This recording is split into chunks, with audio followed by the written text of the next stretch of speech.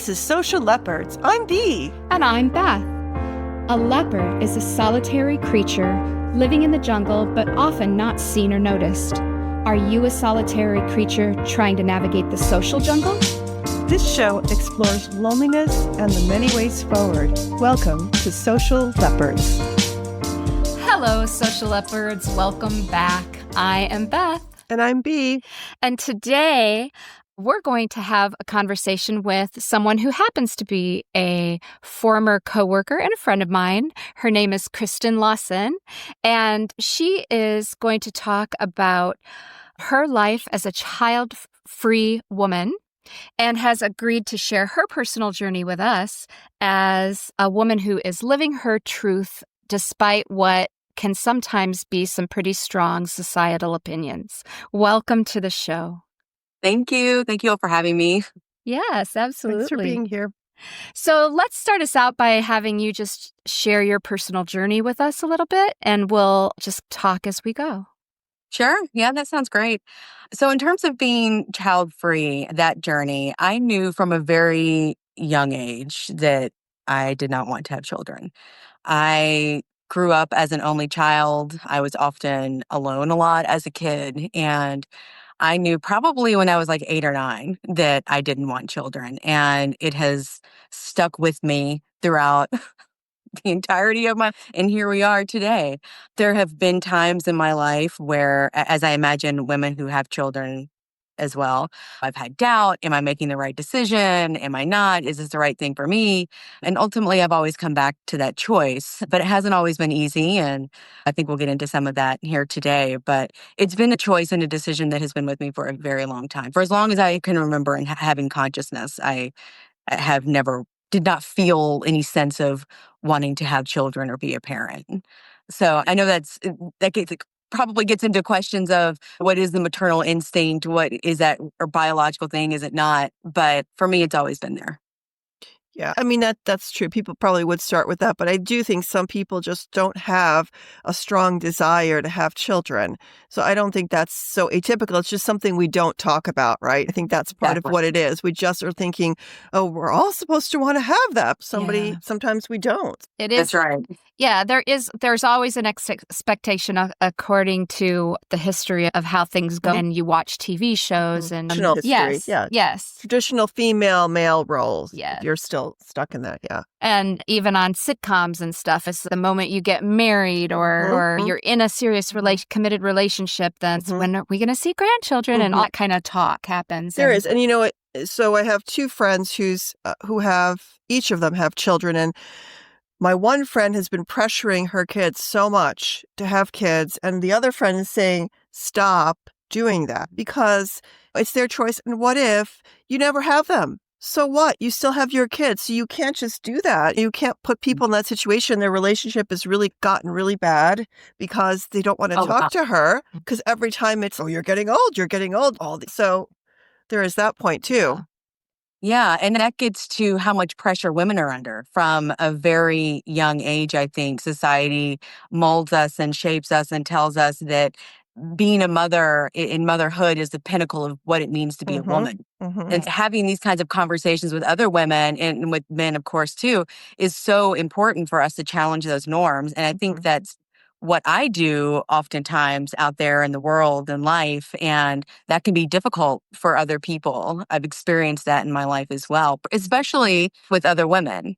That has been difficult for other women, I think, to hear that I don't want children. There's a lot of questioning of why that is. And I think for them too, there's a question of why didn't I make that choice? Why wasn't that choice available to me? And that's ultimately what I would love for women to take away from this conversation, and men, that it is a choice. We don't have to subscribe to societal norms just because it's the norm. Yeah.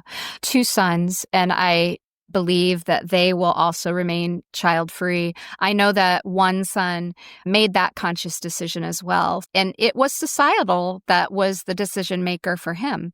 He wasn't sure he wanted to bring a child into this world at this particular time, talked about perhaps fostering or doing other things to, if that desire came along, they knew they had other options to fill that gap, if there is a gap to fill, because they didn't know, because they made the decision relatively young as well, and they wanted to keep options open, but decided that if for some reason their perspective changed, that they would adopt, and that would be the way they would go if that decision was made. And in retrospect, it worked out the way it was supposed to work out. And I, being a grandmother, I think I enjoy that experience, but at the same time, I respected the decision that was made, and I don't hound him or ask him if his perspective has changed. I figure if that would ever happen, then he would just share that with me. Yeah, but it's very difficult to separate your own thoughts and preferences from someone else's. Not everybody lives the same lifestyle. And for me, so I was working up until just recently as a school psychologist. So I encountered many children that were impaired, whether it was because of accidents, whether because it was an in utero situation. And I will tell you, my interest in having children was definitely affected. And I did not have a child until much later in life, primarily because of my anxiety and awareness of the fact that if I brought a child into the world that had a delay or had some kind of a issue, the quality of life would be so poor for them, and it would be a stressor for me. And even though I work with those kids and I love working with them, I personally knew that I could not do that. I could not be a parent of a disabled child. I know that's that might be a cruel thing, or maybe It's a real thing. It's real. but like as they say, a non-PC thing to say, but to me, that was my reality. So as we just said, it depends what your reality is.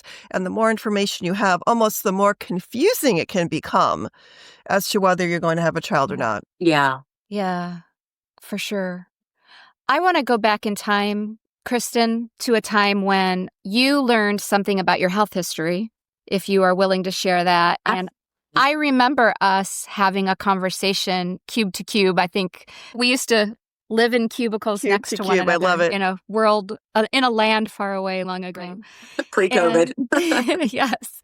And you were struggling with whether or not to get that surgery, and the final implication of just loss of choice, even though you felt comfortable and confident, still was a whole turning point for you. Do you mind talking a little bit about? Sure.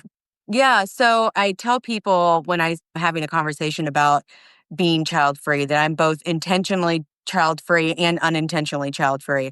Intentionally in the sense of, as I've mentioned, I've never felt the need to have children. But also in 2018, I was diagnosed with cervical cancer. And the choices before me were to have a radical hysterectomy or go a slightly different route and have like radiation and different kinds of therapies to try to keep my reproductive organs so I could possibly have children down the line. Ultimately, I made the choice and the best choice for me, to have a radical hysterectomy. So I was able to keep my ovaries, yay. So I didn't go into menopause, Right. but I lost everything else. And at that time, it was a difficult choice it was so final to say, you know what, this is something, even though this has been with me my whole life, and I've always really worried about getting pregnant, and I've always taken a lot of safeguards not to get pregnant in my life, but to still be faced with that choice of having to permanently make the decision was hard. Absolutely, to make that kind of a choice. But ultimately, two things came into play. My health. Having a radical hysterectomy is the gold standard for treating cervical cancer. And it wasn't as important to me to maintain my reproductive organs for the possibility that I might change my mind somewhere down the line. At that point, I think I was 36 when I was diagnosed. So not that I couldn't have physically had children, but you're getting on the Absolutely. tail end anyway. So ultimately it came down to what's best for me, what has been my truth throughout the entirety of my life, and sticking with that decision and truly putting a stake in the ground and saying, that's it, no more. Since then, I will say, while I certainly did not want to get diagnosed with cervical cancer in order for this to happen, I have been really relieved to not have to worry about getting pregnant. Not at the expense of my health, of course, but I am over 5 years, no evidence of disease. So that's great. Wonderful. So that's awesome. And I think it was the right choice. But the specific time frame that you're mentioning, it was really difficult. And I had to really search myself and make sure that I was making the right choice for myself. And I did. Yeah, I'm so sorry you had to go through that. That had to be so difficult. Thank And you. being Yeah. faced with that and just it just really had to be overwhelming. How did you help yourself inform your decision? Did you reach out to other specialists or what did you do? I had a really wonderful team of people who are around me who I was able to consult with, medical professionals. I also have been in and out of therapy for most of my adult life. Of course, I talked with my therapist at the time about it, but really what I had to do was sit down and be with myself, sit in silence. I practice a lot of somatic exercises like yoga, meditation, things like that, to just be quiet and make sure that I was aligned with myself, which I think is something that people who are child free have to do to make sure that we are aligning ourselves with our truth. And ultimately, I listened to myself, and it's not always the easiest thing to do, but it was the right thing to do. Yeah. Did you have any difficulty with forcing their opinions upon you during that time? I will say I've had that my whole life, not just during that time. I will say probably people were less opinionated during that time because of the delicate nature of the situation. But throughout my lifespan, especially in my 20s and 30s, got a lot of opinions from people about why I should have children and why questioning my decision, even as recently as of last year. And I would like to think that I am beyond those years at this point, but apparently not. I still have people asking me as if it's appropriate, why don't you have children? It's so interesting. I went to a couple things about that. I went to a meetup group. I think it was actually earlier this year, and I had just met this person for the first time. And we were, of course, talking generalities. And the first question that she asked me was, why not? Why don't you have children? And I've gotten that question a lot in my life. And I will say I've only gotten that question from women, which I think is really interesting. I've never gotten that question from a man when I've mentioned this before. My retort back to that, and it's taken me several years to get to the place of being able to say this. My response back is, I'm willing to have that discussion if you're willing to discuss why you chose to have Right. children. Oh, yeah, that's fair because I think you're at that point, but initially I'd be irritated, but I think that person really is just living in their bubble of, whoa, you're a woman, you should have kids. Why don't you have kids or something? Like they don't understand that there's other options. So I think if you get to that point, you'd realize that person's not trying to be offensive. They're just living in their own bubble.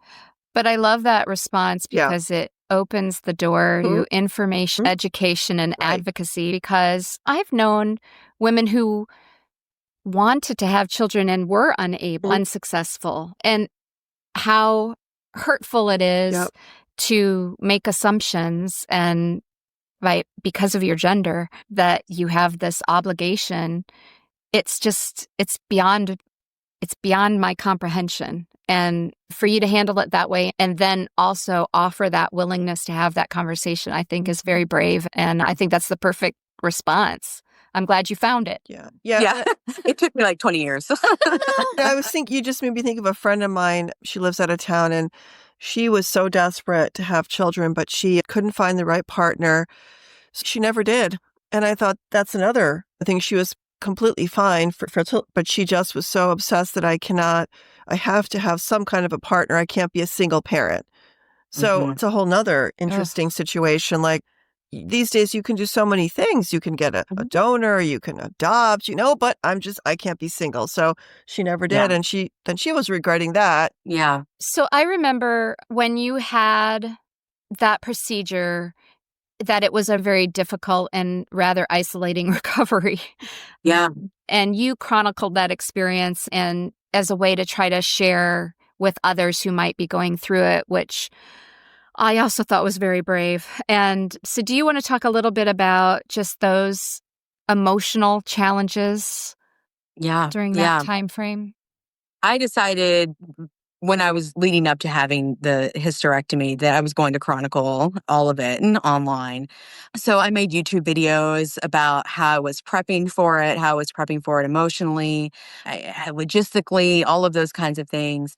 And then I also talked about the aftermath of it and what that felt like for me, how I was going through it emotionally, physically. It was a difficult recovery for a radical hysterectomy. Most hysterectomies, especially if they're elective, are done laparoscopically, which is a relatively quick turnaround time, and a small incisions is done robotically.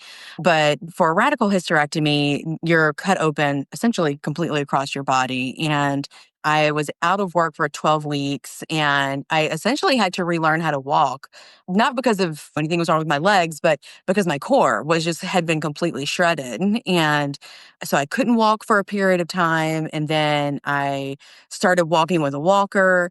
And eventually I couldn't drive also for the majority of that time frame. So I was completely reliant on other people to go to the grocery store for me and do all the kinds of things that one would do in their normal life. So yeah, it was really isolating. It was really difficult. I was home alone a lot, which is part of the reason why I made those videos, was to be able to offer to people, this is what this looks like. Not for everybody. Everybody's going to have a different experience, of course, but for me, this is what this looks like. It was also important for me to chronicle less necessarily about being child-free, but more about cervical cancer. That was something that was shocking to me, to get that diagnosis after years of having normal pap smears. And then 1 year I didn't. That was something that was also important for me to get out there. But of course, that's woven in with the whole child-free conversation. So I'm proud of that, the legacy, if you will, of those videos. I still have people that reach out to me on YouTube to talk to me about them. So I'm glad that I did it. I think it was a cathartic process for me to be able to go through that. And I'm glad that it's out there for other people too, because I didn't have the benefit of that for myself. That was the other thing. And that's another thing that plays into being a child-free woman. There's just simply not a lot of resources for us out there. And it was similar with my experience with going through the hysterectomy.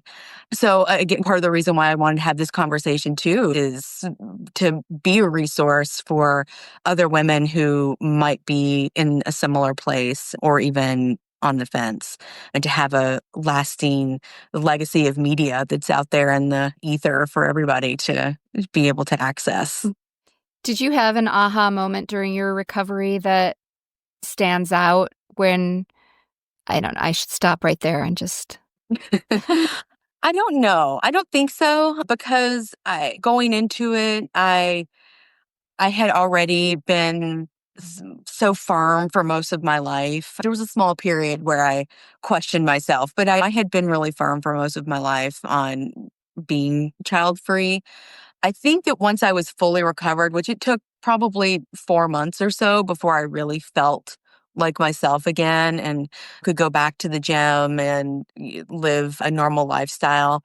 I remember there was one time in the gym when I was walking around the track, and I think I even made a video like in that moment about it, of feeling, okay, this is it. This is my new life. I'm here. I don't have to worry about having children anymore. I am cancer-free as far as I knew at that time, and still am.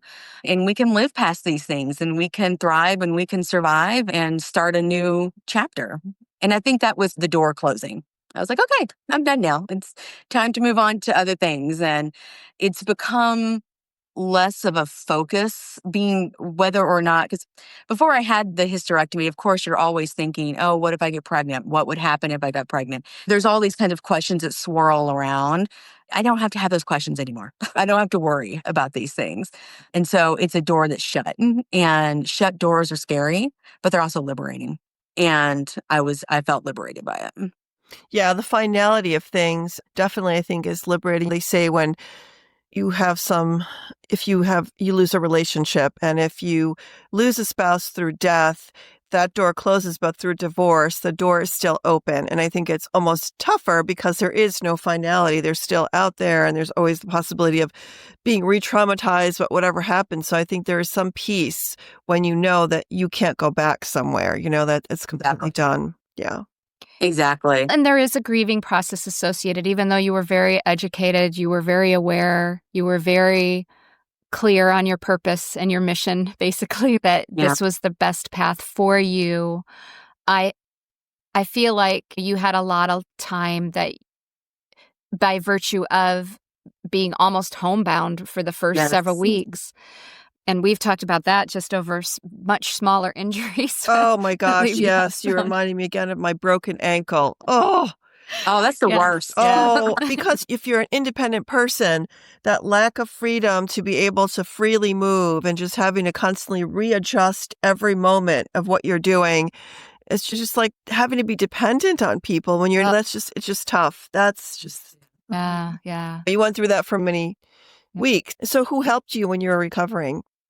My mom came up from where she lives, and that was great. She was able to stay with me for, I think, the first maybe 3 weeks or so, 3 to 4 weeks. And I live with a partner, so he was able to really take care of me. Oh, There was a point, especially the first month or so, where, I couldn't bathe myself really because I had to, it was hard to stand up. mm-hmm, So I had to have those shower seats that you can mm-hmm, get. mm-hmm. He had to help dress me. It was the whole 9 yards. So I'm very lucky and grateful for that I wasn't single at that time and dealing with that.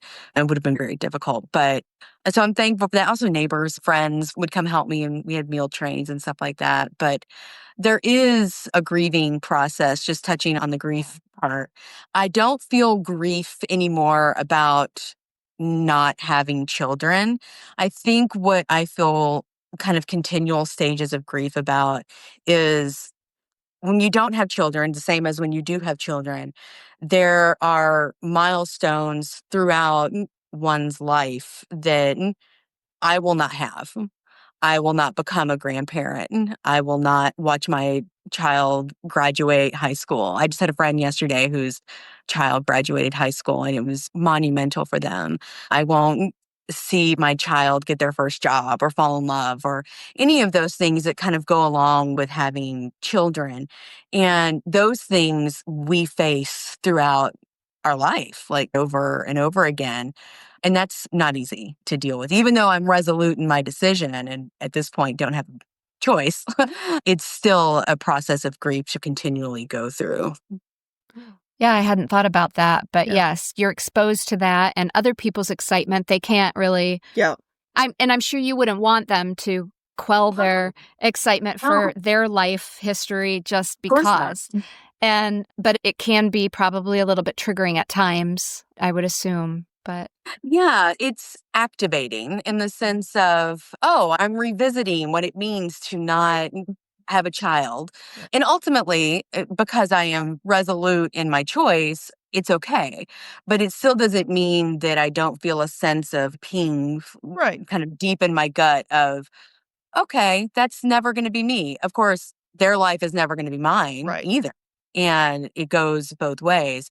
But it's something that I think I've recognized as I've gotten older in my 20s when you're more on the same foundation as a lot of women and men who probably don't have kids. That starts to lessen throughout the lifespan, right? So people start to have children as friendships start to fade away because women are focusing on their families. And I'm still here ready to have deep and meaningful friendship with you, but they may not have the time or the opportunity or whatnot, which makes sense. Family has to come first.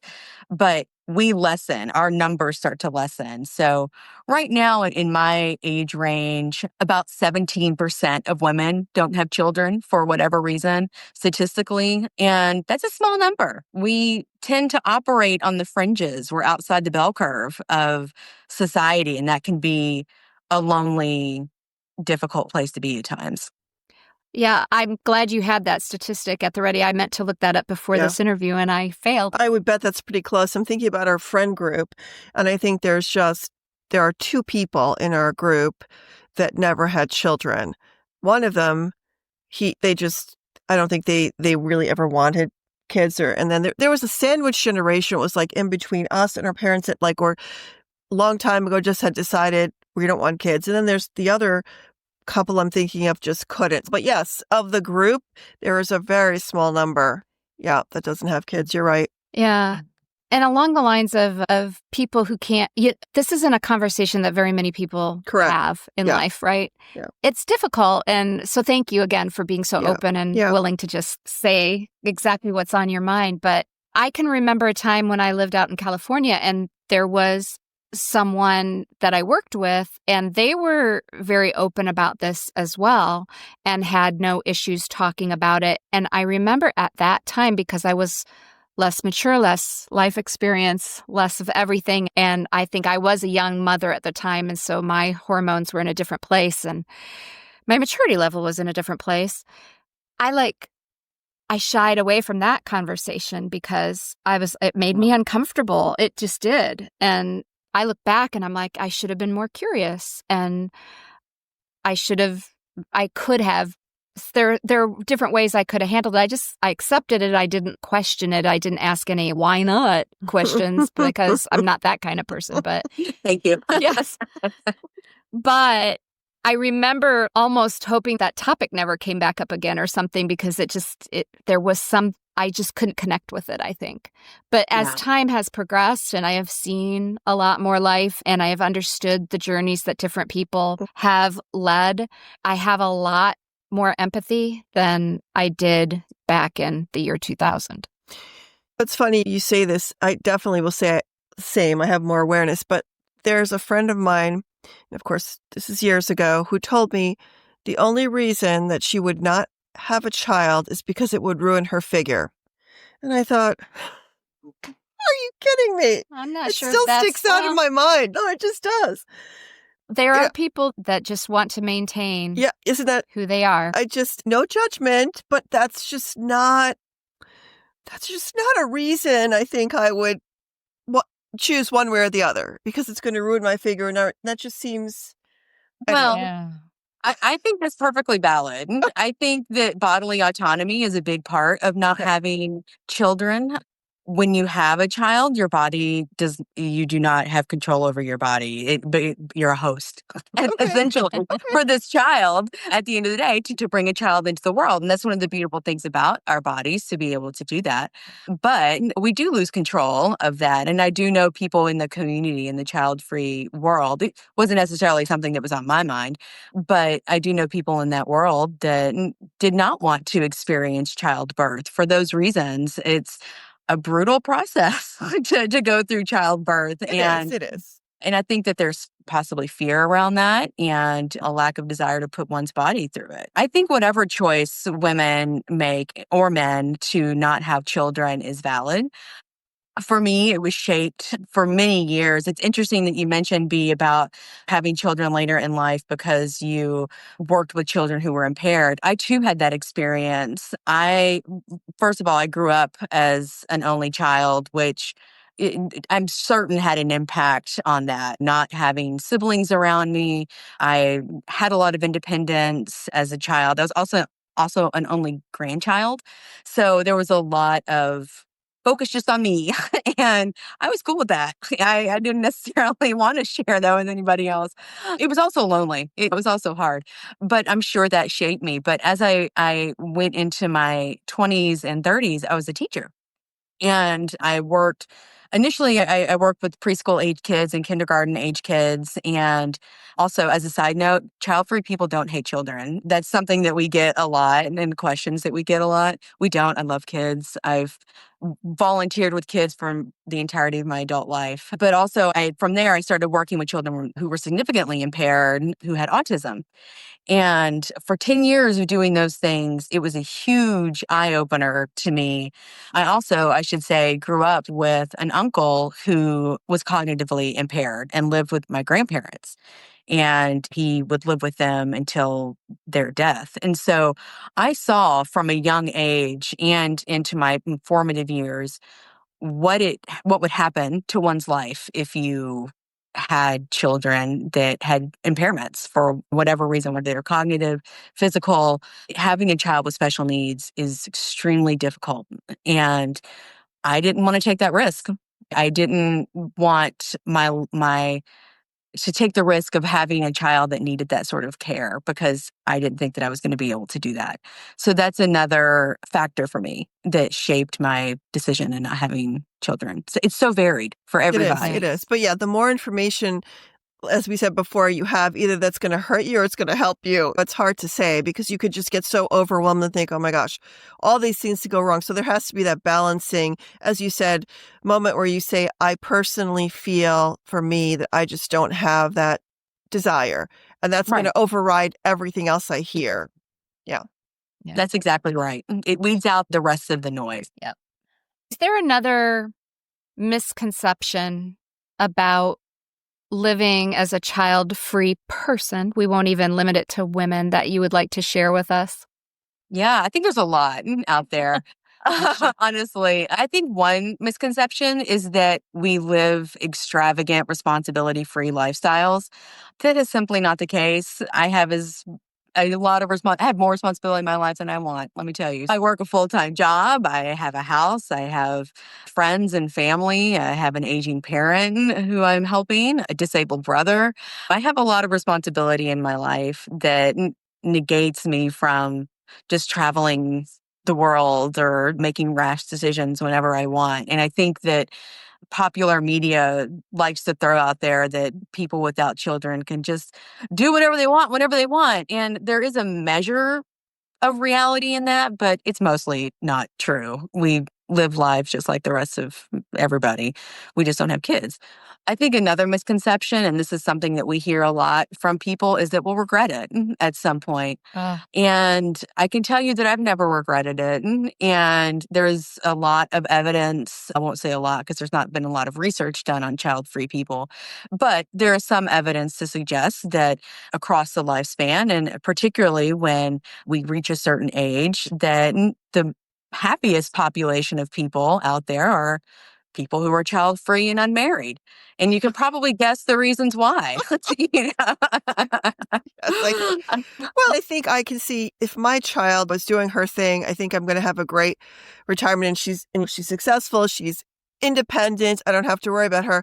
Yes, I will have a great retirement. However, if that does not happen, I'm not sure how happy you know what I'm saying? So I could understand how that would be true. I wasn't able to really travel and fulfill kind of some of my early bucket list items as a young adult because I had children at a very young age, until I became somewhat child-free by virtue of my children aging out of the home and becoming independent. And so I can see a lot of that, and it doesn't make me any less responsible of a human. I still have everything. And you missed something when you were listing your response. You are, in one instance, because you are a fur mama. Yeah, I am. There's 3 of them running around here. Cats or dogs, or what do you have? They're cats. I'm definitely a cat person. We just added a new one to the bunch a few months ago. Yes, it's a rescue, and we love him. He's still adjusting, but it's going so far. And that's actually another misconception. So thank you for bringing that up. Is that we do not nurture. We nurture, believe me, especially women. We're nurturing our family and friends and our partners and our fur babies. And just because we don't have children doesn't mean that we aren't nurturing the next stage of life. And for me in particular, because I've mentioned I volunteer with kids, it's always been important for me to have a connection to younger generations, because another unique thing about me is that I will never be an aunt. I will never have siblings that are going to have children, right? For me, it's important to stay connected to younger kids, because it's what keeps us young in a lot of ways. I'm a big sister with big brothers, big sisters, and I love it. And it's hopefully will be a part of my life for as long as I can do it. But yeah, there's a lot of misconceptions out there about us, but I'm here to challenge it. I love it. Yes. So let's go back just for a minute, because I don't want to lose sight of this one. What about men? Let's talk a little bit about men who have chosen to be child-free. So what do you think is the core reason or your general thoughts about why society doesn't pressure men to the extent that they pressure women just because a woman has a womb? Or do you think there's more to it? I think there's a lot of reasons why. I think ultimately it's because we live in a misogynistic, patriarchal world. Oh, well, okay. I mean, I think I was going to say something like that. So yes, you said it. Ultimately, I think that's why our women's bodies are politicized. Not to go down that conversation, but our bodies are politicized and people feel as though they have a say over what we do and do not do and the choices that we make. And men aren't a part of that conversation. They don't get that same judgment as women do. It's interesting. I was asking my partner before I came on here, I was like, do you feel like you've been judged throughout your lifespan and for choosing to not have children? And I don't know if I've been judged so much as it's just curious. People are possibly curious about it. But for me, I feel like I have been very harshly judged throughout my life. Even if we look at some of the words that we use to describe men and women who do not have children. What are some of the words that come to mind when we think of a woman who is in her 40s or 50s and doesn't have children? Selfish. Sure, that's come up. I've been called selfish before. Yeah. Spinster is one. Yeah, especially if you have cats like me, crazy cat lady. That's something that comes up often. I can't think of what words might be for men who choose to be child-free. The only thing that I can think of, bachelor. He's a bachelor. Gigolo? Oh, no. Yeah, he's out there living his life, doing his thing. But for us, there's an expectation that we do certain things in our lives. And I think ultimately, until women run the world, they'll probably be that way. Thank you for living your life and doing your thing, that's right. Kristin. Yeah, we got to follow that. It's hard for us. We're still, I think, inundated with our traditional values. And I think when you talked about regret before, I do think a lot of people regret things not because it's regretful, but because we think we should regret it. Do you know what I mean? Yes, absolutely. Because we're told that we should, Yeah. or other people think that we should. And so therefore that leaks into our subconscious. But ultimately, I think that any choice, any self-truth, whether it's being child-free or choosing to have children, comes back to knowing yourself. And that's what this journey has been about for me. It is really a constant discovery and rediscovery of myself and my truth and what's important to me and aligning my life to my values. And I think that is a universal trait of whether you have children or not. Yeah, I think society preys on us. They want us to be disconnected because then they can control us more. That's really part of it, I think. So Absolutely. So I'm glad that you're working on that. I'm working on that. Still, it's been a long time and I still have not been completely connected. It's a work in progress, as they say. It is. And it starts with having conversations like this. And I'm just glad that I've been able to get my voice out there and that you guys had an interest in talking about it too. And, that your listeners will hear it. Yeah, absolutely. I guess one more question about, I'm just thinking about this like for the very first time, so forgive me, but I'm thinking about how, and I hate using the word lucky because I don't really believe in luck, but you found a partner who fully supports you and is also supportive of a child-free lifestyle. Do you think that there was some like fate in that, or was that like a search for someone who shared that same values, or did you just find each other? I think we just found each other. I do think luck plays a hand in anything like this, meeting people, whether it's platonic or romantic. I do think that part of the reason why it works for us is that we both did not want children. We were both on the same page about that. And it was something that we talked about very early on in the relationship. Within the first few months of us being together, it was a conversation because I would not engage in a relationship with somebody that did want to have children. That clearly wouldn't work. So I think it was luck at the end of the day that we happened to go to the same concert alone on the same night and met each other there, and it worked out. We've been together going on 13 years now. So it's an artist named, I'm going to be surprised if you've heard of them, but her name is Bat for Lashes. No, I don't know. Okay. Look her up. Look her up. It's good. But yeah, we met there. We had each gone solo out, and That's something else. If you're going to be child-free, you should learn how to be alone with yourself. And I learned that from a really young age. And so I often do things solo, and I'm happy to do that. And we met there, and the rest is his history. And we both love cats. So that ended up working out too. So we have fur babies and rescue them, and that's what we do. And we I love camp, it. go hiking. Yes, you do live a very active lifestyle. That's probably I very do. helpful. Yeah. It is. It is. So before we wrap up, is there any particular thing that you would like to share with someone who feels the same way, that they would like to remain child-free? Maybe they're getting a little bit of pressure, maybe they're not, maybe they're on the fence, maybe they feel guilty for wanting that lifestyle and they're not sure how to come to acceptance. Is there Yeah. anything that you can say to help them on that journey? Yeah. I think what I'll say is that your choice is valid. What you want for yourself is, we have one life, and that's it, that in my view, and live it according to your truth. And it can be difficult to get to that place. Some people know it right off the bat, and some people have to search for it for years. But I think all of us know, if we're quiet enough and sit still enough, we all know what's right for us and what isn't underneath all of the noise. It's just a matter of getting to it. So take the time and put the effort into yourself and love yourself enough to make the hard choice, even if it means that you have to invalidate that decision over the course of your life, or have conversations about it to your family and your friends. People will listen, and the people who are meant to be there for you won't judge you, and you'll educate some along the way, and you'll stand as truth for other people who want to make this choice too at some point in their life. Very good words. Yep. Solid advice. Yeah. All right.